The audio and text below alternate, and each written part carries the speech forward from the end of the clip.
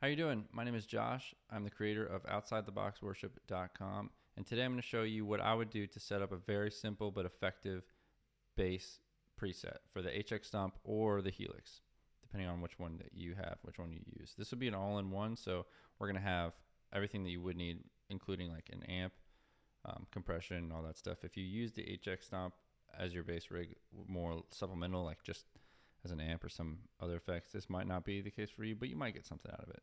I don't know. Stick around and check it out.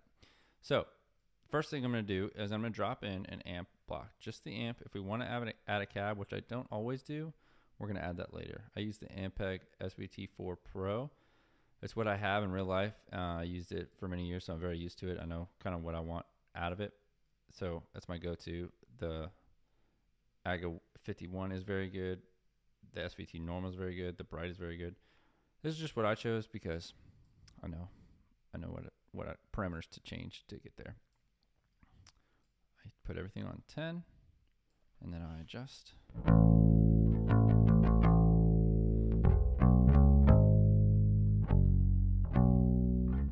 All right. Pretty bassy, which can be good, but in this case, we're going to be focusing more on the mids. We're going to kind of turn this into a pretty rock-oriented guitar tone. We'll bring the channel volume down. We're not going to worry about this, the EQ, but I do like I think it's either the bright. I think it is the bright. It's either the bright or the ultra high. Let's see. Yeah, it's the bright.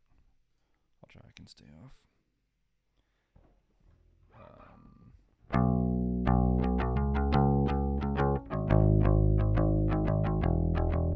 All right, that's pretty good.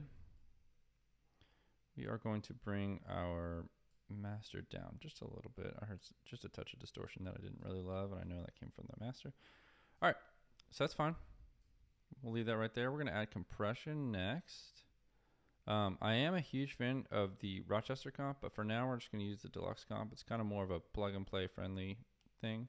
We're going to do a 10-to-1 ratio with a very fast attack and a pretty quick release too. That's really effective for bass. You'll hear that in a lot of, if you're into tone shaping and stuff like that.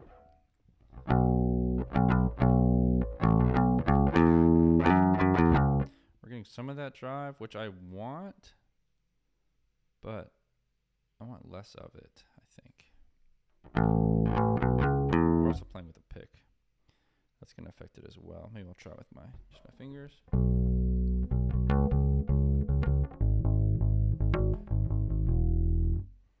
All right, that's pretty good. This is doing pretty minimal on the gain reduction. What I like to do usually is I bring it all the way down to 60. Check it out. You can hear just how squash that is. And then I kind of go from there and work my way up until it's just reducing about, for the bass, like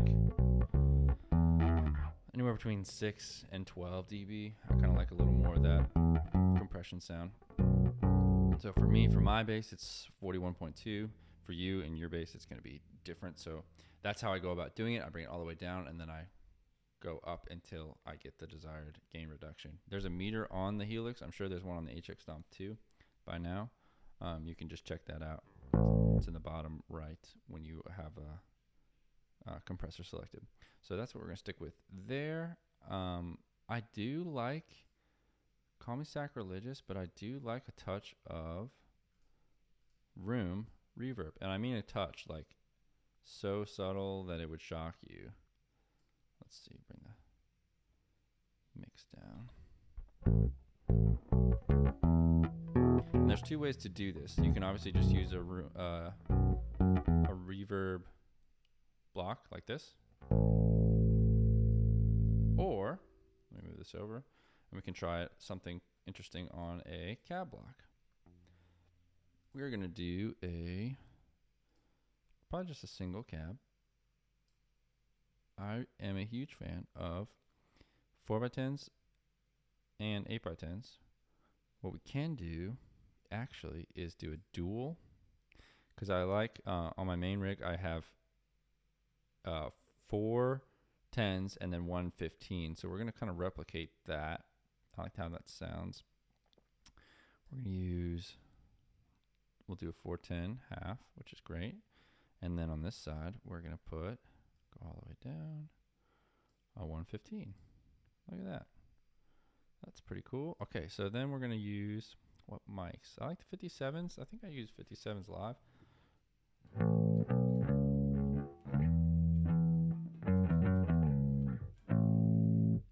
Cool. Pretty good, basic. We're going to bring in a low cut. Not very high, but I always like to use low cuts. They're not very harsh, especially in the bass world.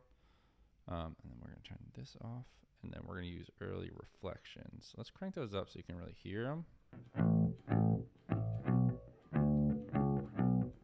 You can kind of hear the room sound in that. That's too much, obviously. But if we go to like 30.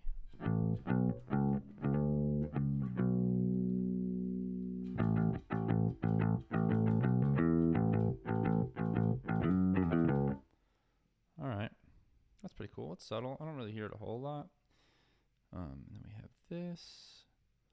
Our 1x15. I've used an SM7B like this on my, yeah, I like that. We'll add just a little reflection too. So here's where it can get cool with the Helix products, is you can actually take this and drag it down, right? So that splits our signal. So this, imagine this as being like a DI from your, right from your amp, or I mean, you can bypass an amp, and this is like a DI signal, right? And then this is like a mic'd cabinet signal, and we can blend it in using this. So let's see. So it's cutting level B, which is our cab. Let's bring it up to unity, see what that sounds like.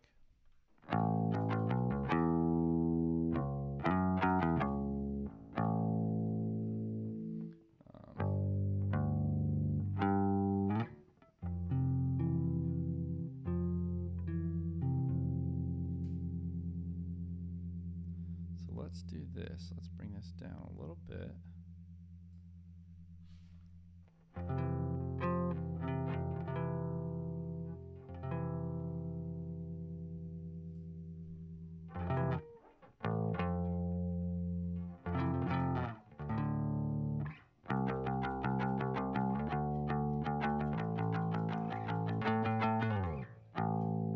Cool, very cool, very cool. Now, if you are a fan of some extra drive, we could put a drive pedal. I like the Tima. We can put a drive in front of the amp to help drive that. Let's see how that sounds. That sounds like it's gonna be a lot. Yeah, that's kind of crazy. So we can cut a lot of the treble.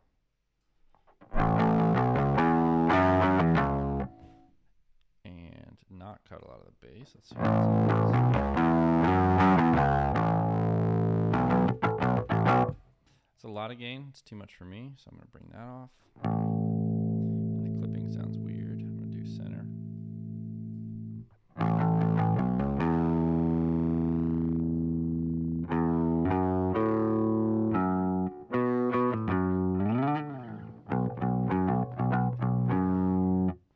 Not a huge fan of that right as it is, but if we're trying to get it quick, it's okay. What we could do, I think what we should do is probably something like that, right?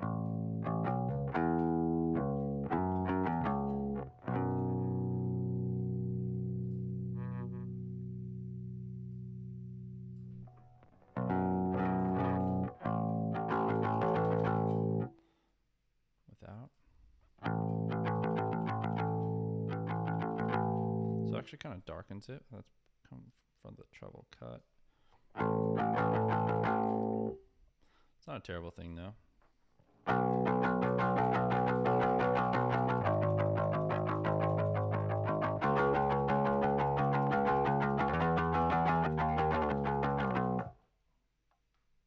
That's pretty cool. I'm not sure I would use that, but it's there.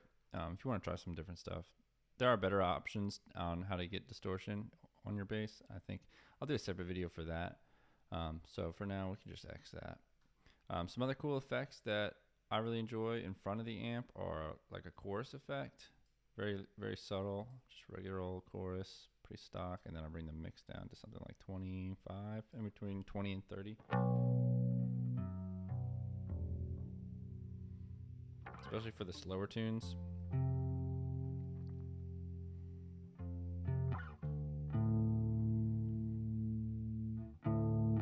It's pretty cool for whole notes. So we can add that in there, and I just literally just drag and drop a chorus effect. Delay can be really cool. I usually would put that after like cabs and stuff. This would be like if you edit this like in a studio setting, I guess it'd be after. I like the vintage digital because it can bring the bit depth up so it's very clean, but the sample rate down so it's like dark.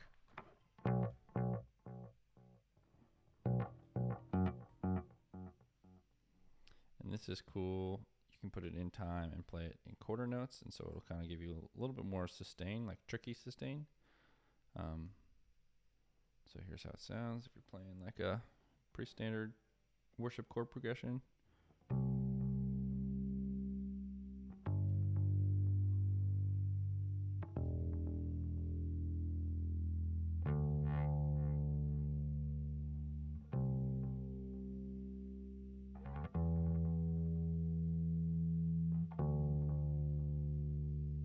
Alright, so just kind of sits there in the back when you're playing whole notes.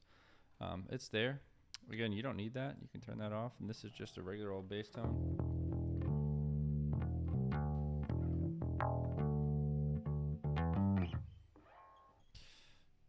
Pretty simple. So I hope this helps some of you guys get some usable stuff, some things you might not have thought of, like with the cab, bringing that down, creating your separate path and blending that in. That's super useful. So thanks for watching.